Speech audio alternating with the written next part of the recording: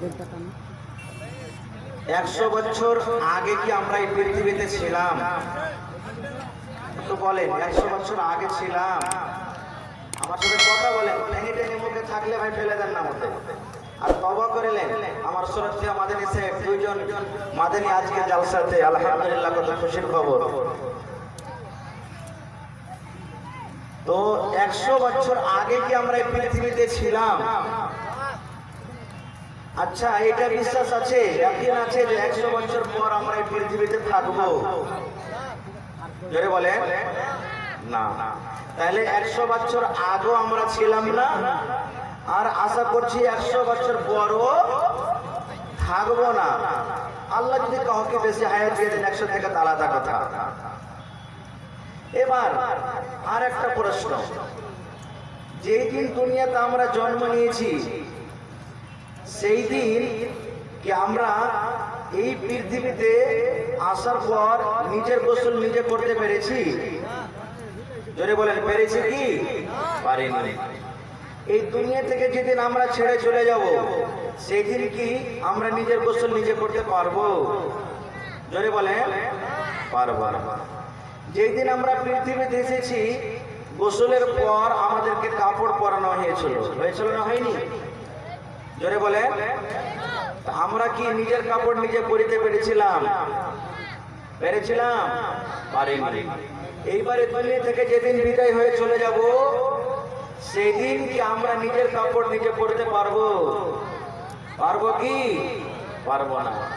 যেদিন পৃথিবীতে আমরা এসেছি সেদিন কি আসার পরই মাত্র আমরা হাঁটতে শিখেছিলাম? কি কোলে চড়ে এসেছিলাম?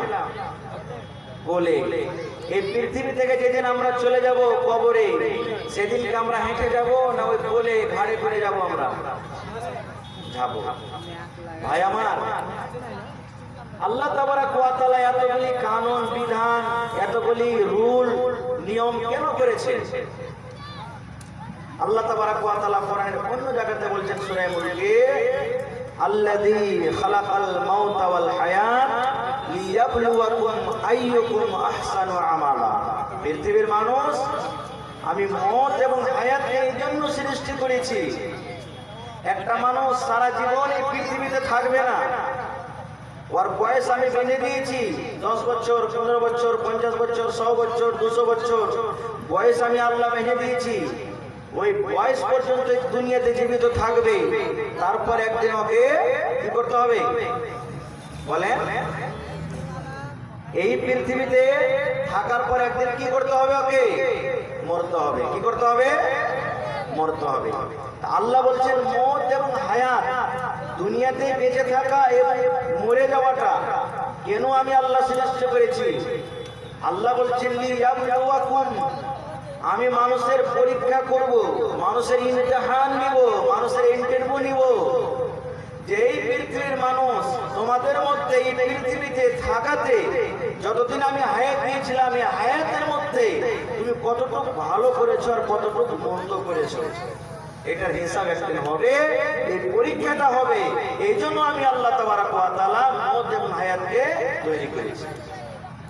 এবার বলবেন, হাজী মাওলানা, হিসাব কবে হবে? হিসাবের দিন কখন আসবে?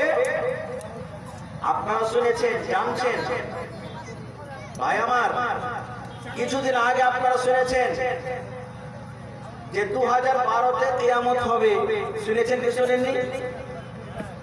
বলেন না, হ্যাঁ না বলেন না, শুনেছেন কি শুনেননি? শুনেছেন যে 2012-তে কিয়ামত হবে। এখন কোন সাল চলছে ভাই? 2022। কি কিয়ামত হয়ে গেছে? কিয়ামত হয়েছে? কিয়ামত হয়নি। কেন? আল্লাহ তাবারাক ওয়া তাআলা সূরা লুকমানে শেষ দিকের আয়াতে আল্লাহ তাবারাক ওয়া তাআলা বলছেন, ইন্নাহু ইলমুস সাআ, কিয়ামত কখন আসবে আমি আল্লাহ জানি। কিয়ামতের খবর আমার কাছে আছে। এটা তো আল্লাহর ব্যাপার, আল্লাহ লিখে রেখেছেন। এবার নবীর কথা শুনেন। একটা হাদিস আছে, ওই হাদিসটার নাম হলো হাদিসে জিবরিল। ওই হাদিসে জিবরিল ফেরেশতা নবীর কাছে এলেন মানুষের রূপে। আসার পর নবীজিকে ইসলাম সম্পর্কে জিজ্ঞাসা করলেন, নবীজিকে ঈমান সম্পর্কে জিজ্ঞাসা করলেন, নবীজিকে ইহসান সম্পর্কে জিজ্ঞাসা করলেন। এই সমস্ত জিজ্ঞাসা করার পর তখন নবীকে এবার একটা প্রশ্ন করছেন, আল্লাহর নবী জানছেন এটা জিবরিল ফেরেশতা, সাহাবায়ে কেরাম আশেপাশে বসে আছেন, ওরা জানে না যে এটা জিবরিল ফেরেশতা মানুষের রূপে এসেছেন।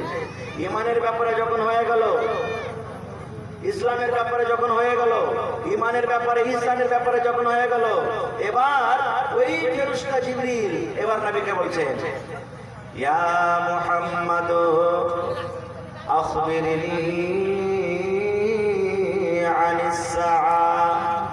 এই মুহাম্মদ সাল্লাল্লাহু আলাইহি ওয়াসাল্লাম, কিয়ামত কখন হবে, কিয়ামত কখন কায়েম হবে, এই দুনিয়াটা কখন ধ্বংস হয়ে যাবে, এই দুনিয়াটা কখন ফানা হয়ে যাবে, কিয়ামত কখন কায়েম হবে, নবী যে একটু আমাকে বলে দেন। আপনি ঈমান কাকে বলে, ঈমান সম্পর্কে আপনাকে জিজ্ঞাসা করলাম, ঈমানের ব্যাপারে আপনি বললেন। ইসলাম কাকে বলে, ইসলাম কি জিনিস তার ব্যাপারে আপনি বললেন। ইহসান সম্পর্কে আপনাকে জিজ্ঞাসা করলাম, ইহসানের ব্যাপারে আপনি আমাকে বললেন। দয়ার নবী গো, আখবিরনি আনিস সাআ, কিয়ামত কখন হবে, কিয়ামত কখন কায়েম হবে গো নবী, একটু দয়া করে আপনি আমাকে বলে দিন। রে ভাই মুসলমান, যারা বলে 2012-তে কিয়ামত হবে, যারা বলে 2021-এ কিয়ামত হবে, যারা বলে 2023-এ কিয়ামত হবে, এই মুসলমান ওই সমস্ত মানুষের আমি বলি, রে আল্লাহর বান্দা, যখন নবী থেকে জিজ্ঞাসা করা হলো কিয়ামত কখন হবে, কিয়ামতের ব্যাপারে আপনি আমাকে বলেন।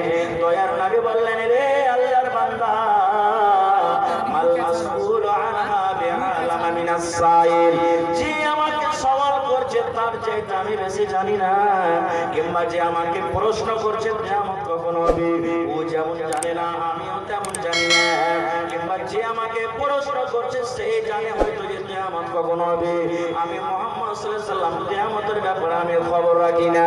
আল্লাহ এটা আমাকে ইলম দেয়নি, আল্লাহ এটা আমাকে জ্ঞান দেয়নি যে কিয়ামত কখন হবে আমি জানি না। যে আমাকে প্রশ্ন করছে ও যেমন জানে না, আমাকে জিজ্ঞাসা করেছে, আমি দয়ার নবী আপনি নবী, আমিও জানি না কিয়ামত কখন হবে। এবার নবী বলছেন আমি জানি না কিয়ামত কখন হবে। এবার নবীর উম্মতরা কেমন করে জানিয়ে যে কিয়ামত 2012 কিংবা 2021 হবে। হায় রে আল্লাহ, তাহলে কিয়ামতের খবর কার কাছে আছে ভাই?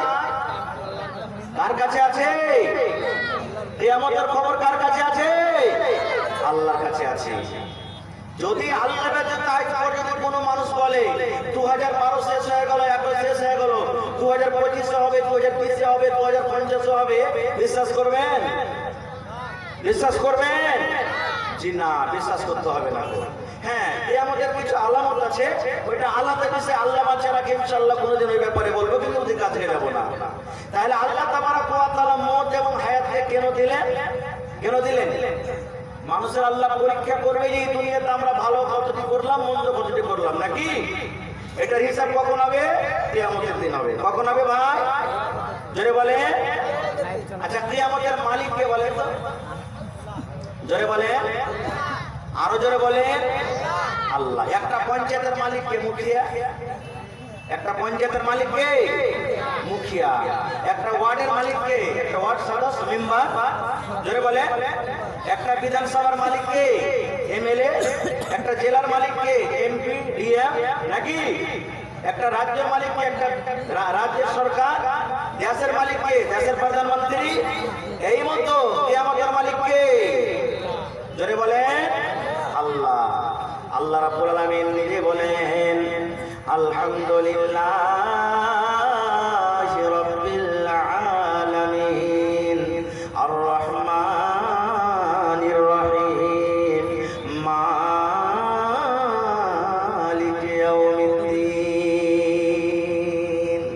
সুবহানাল্লাহ। ডাইরেক্ট আল্লাহ তাবারাক ওয়া তাআলা বলেন না আমি কিয়ামতের মালিক।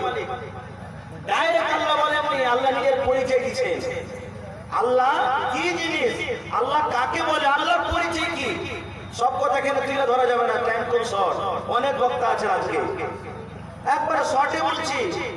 এই সূরাটার নাম কি ভাই বলেন তো? জোরে বলে।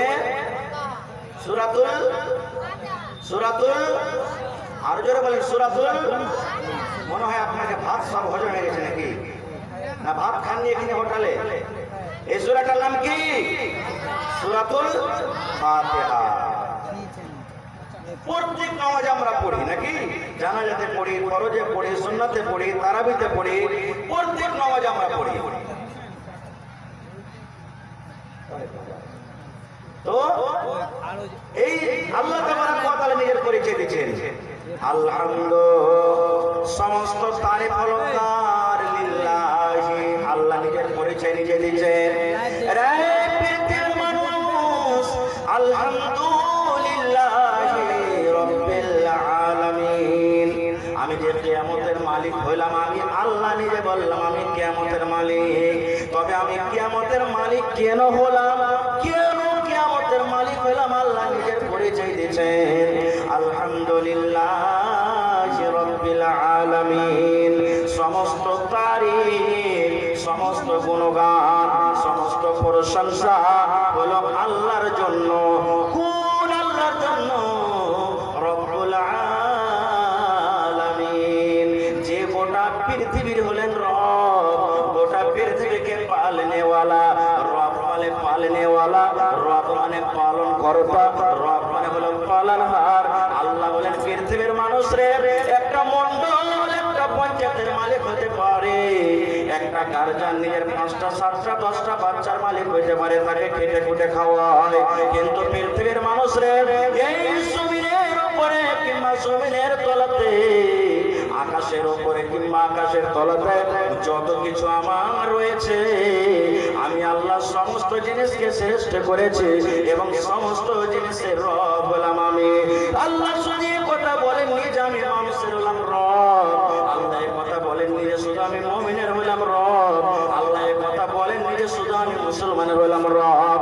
আল্লাহ বলেন রব্বুল আলামিন, গোটা পৃথিবীতে যা কিছু আছে সমস্ত জিনিসের হলেন আল্লাহ রব। তাহলে একটা মুসলমানের রব হলেন আল্লাহ, একটা বেঈমানের রব হলেন আল্লাহ, একটা নামাজের রব হলেন আল্লাহ, একটা বেনামাজের রব হলেন আল্লাহ।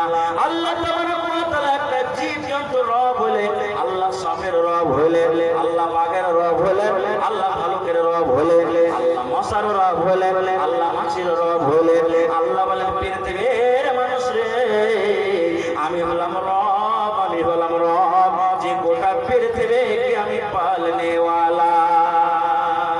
এক নম্বর হয়ে গেল। তাহলে ভাই আমাদের রুজির মালিক হলো কে? জোরে বলেন, আরো জোরে বলেন, আল্লাহ। আল্লাহ যদি আমাদেরকে খেতে না দেন, আমরা খেতে পাবো? পাবো কি? তাহলে একটা গল্প বলি আপনাদের সামনে।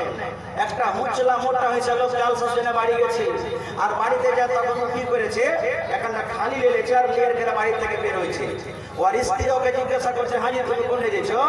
ওই যে বলিস না রে, রাইতা হোসেন মাওলানা ওয়াজ করেছে যে আল্লাহ হলেন রুজি দেনেওয়ালা, আজ যাবো না কামে কাজে, মাঠে ঘাটে খান্দি যাবো না, আল্লাহ কেমন করে খাইতে দিবে দেখতো। কি করেছে ভাই, একটা গাছের উপরে, বড়ের গাছ, বড় গাছ, মাঠে গিয়ে চড়ে গেছে গাছের উপরে, গাছে চেপে আছে, সকাল থেকে না খেয়ে আছে, আর বলছে যে আল্লাহ যখন রব খেতে দিবে, আল্লাহ দেখতে কেমন করে খেতে দিবে। এবার এই করতে করতে 8টা বেলা হলো, 9টা হলো, 10টা হলো, 11টা হলো, 12টা হলো, পেটে চুলা করছে, পেট কম করছে, খেতে পাওয়া যায়, গাছে চেপে কি খেতে পাওয়া যাবে? এবার বলছে দেখি আর 1 ঘন্টা 2টা পর্যন্ত দেখবো, যদি আল্লাহ খেতে দেয় তো ভালোই ভালো, আর না দেয় তো এই মুরগির কথা কিন্তু মানবো না, এটা আল্লাহ হলেন। এই মোটামুটি 1টা থেকে 1:30টার সময়তে ওই মাঠে কিন্তু একটা লোক কাম করতো। সকাল বেলাতে বাড়ি থেকে যখন গেছে তখন লাহারি নিয়ে গেছে, এবার দুপুর বেলাতে কাম কাজ করার পরে গাছের তলাতে কিন্তু এসে খাই দেবে, আর আমি খাবো গাছের তলাতে বসে বসে। ও কিন্তু জানে না যে একটা লোক গাছে চেপে আছে। এবার যখন খেতে বসেছে তো ওর লাহারি দেখে, ওর খাবার দেখে ও করে যে চেপে আছে, ওর কিন্তু ভোগটা আরো বেড়ে গেছে, আরো বেড়ে গেছে ভোগটা। কিন্তু ও তো বলতে পারে না যে ভাই খেতে দাও, কেনে যে ও তো জানে যে আল্লাহ খেতে দিবে, তো মানুষের কাছে কেন আমি চাবো। এবার আছে আছে আছে, যখন দেখছে আর সহ্য হয় না ভোগ, তখন একটু গলা খা করে দেখছে, এরকম ভাবে গাছের উপর থেকে গলা খা করে দিয়েছে। এবার দলের লোকটা যে আছে বলছে, আরে কেউ আশেপাশে মানুষ নাই, কে গলা খা করে দিলে, দেখছে তো উপরে একটা গাছে চেপে আছে একটা লোক, তোমার মুখ চোখ শুকিয়ে আছে, কি ব্যাপার তুমি খাওনি নাকি? আমার সাথে খাও। এবার ওর সাথে খাওয়া দাওয়া হলো, খাওয়া দাওয়া পাঠানো লোকটা জিজ্ঞাসা করছে, আরে ভাই এত দুপুরের সময় যদি গাছের উপরে এখানে চেপে বলছে ভাই বলিস না রে, রাতের বেলাতে জালসা শুনেছে, মাওলানা মুসলিম ওয়াজ করেছে, আল্লাহ বলেন রব, আল্লাহ বলেন পালনেওয়ালা, রুজি দেনেওয়ালা। আল্লাহ তো রুজি দিলেন রে ভাই, কিন্তু ডাইরেক্ট দিলেন না।